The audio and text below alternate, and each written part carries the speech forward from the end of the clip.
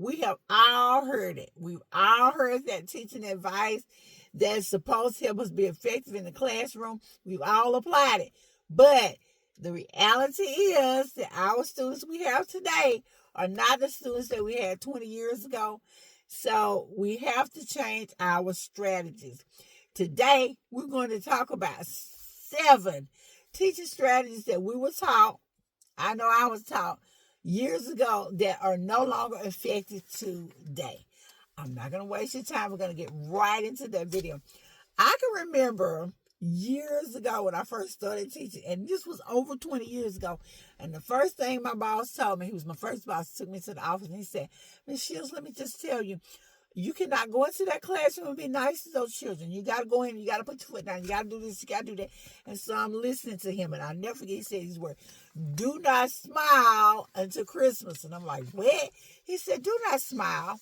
Don't smile until Christmas.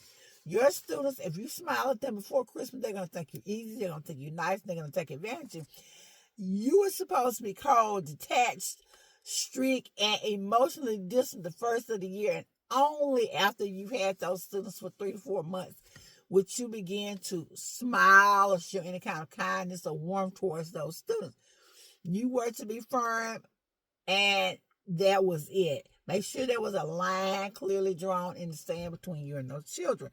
Well, I absolutely agree that there needs to be a line drawn in the sand between teacher and student. That way you ensure that everything is done decent and in order. However, students today need you to smile. These are not the students of years ago who came from whole families, came from whole homes, who got all the love they needed and attention from home. Our students come to school so needy. They need that love. They need that pat on the back. They need that relationship built between you and them. And I know you say mom should do this at home, but we're not talking about kids whose mom is at home all the time. We're talking about a whole different generation. And it's okay to be firm, but we have to be firm, fair, and friendly. We have to let our students know that we care about them. We have to be warm.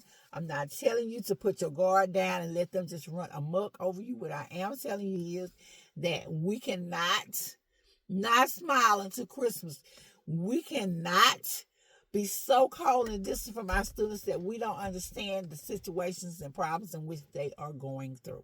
So that was my first piece of bad advice. Please don't listen to it. Tell me in the comments below, have you heard this advice and have you done it yourself?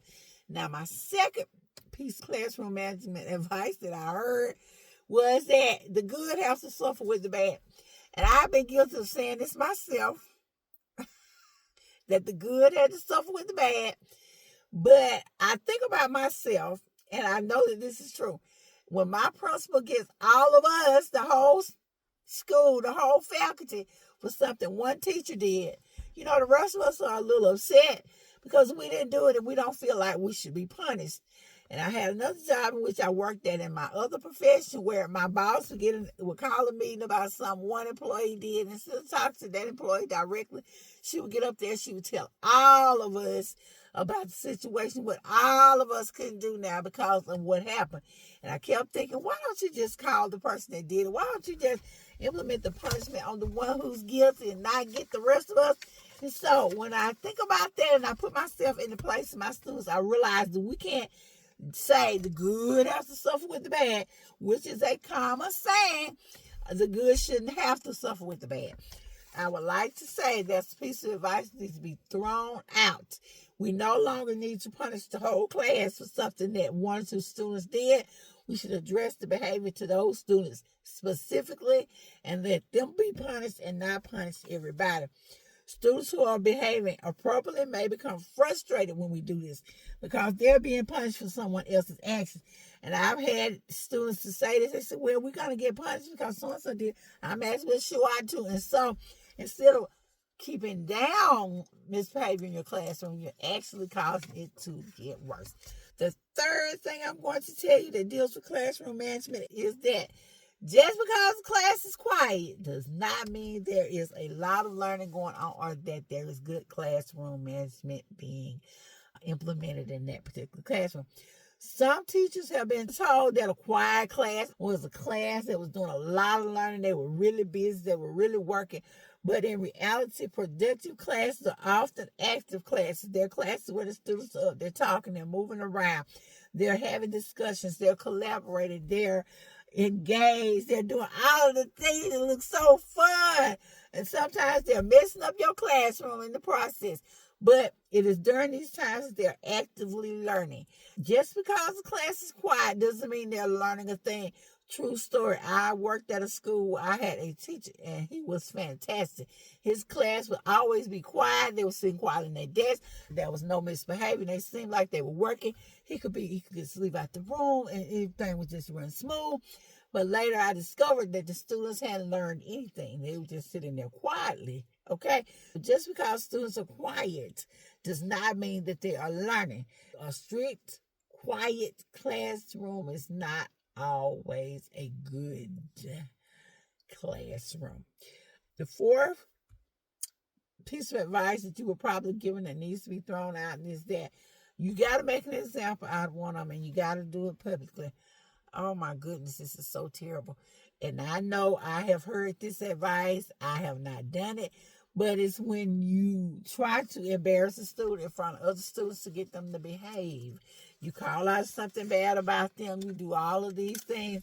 And instead of making your class better, you made it worse because you have embarrassed your student. The other students saw it and they think to themselves, if she do that to them, she might do it to me. But it doesn't stop the behavior. It just gets the class to unite against you. Please, let's not do that. Let's try not to embarrass our students. Plus, we don't know what kind of lifestyles or what's going on at home is causing them to behave in the way in which they are. Another myth that we were taught is that as teachers, we should control everything.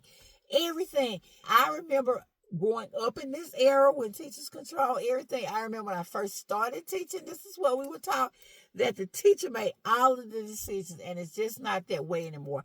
If we want our students to take ownership of their learning, if we want our students to be actively involved and engaged, we have to release some of their control and allow them to have a part in what they are learning inside of the classroom. That's where those interest inventories come in, where you do polls with your students, where you ask them questions and find out what they want to know, where you give them a choice, like even with the homework, even with the testing, give them a choice, give them a voice in what's going on in their class. Because like I said, it's their education in their class. Let's make sure we're allowing them to do that. Give them a chance to have a voice in your class. Number 6, bad kids need tougher discipline. I did another video that talked about how most of our children that are acting out and that are our main discipline problems are children who are crying out for love. So when we look at these kids, it's not that they need more discipline, they need more understanding. Are they seeking attention? Is there a reason for this behavior? Do they lack emotional regulation skills? There can be a lot going on with your students that causes the misbehavior. Just saying that they need tougher discipline is not always the answer. So we need to make sure we're finding out what is going on with our students. As I said, these are not the kids from 20 years ago. These are the children of the children we had 20 years ago. Last but not least, it's that good teachers never lose control. There's a lie from Hades. Our buttons can be pushed. I don't care how good of a teacher you are. You can get upset and lose control. But when you find yourself beginning to lose control in your classroom, when you find yourself going to that level, it's best to step out and excuse yourself. Go get your coworker, go get somebody, and just walk away. It's okay to say I'm sorry, to admit when you've made a mistake to your students, because we're human and they need to understand we're human too.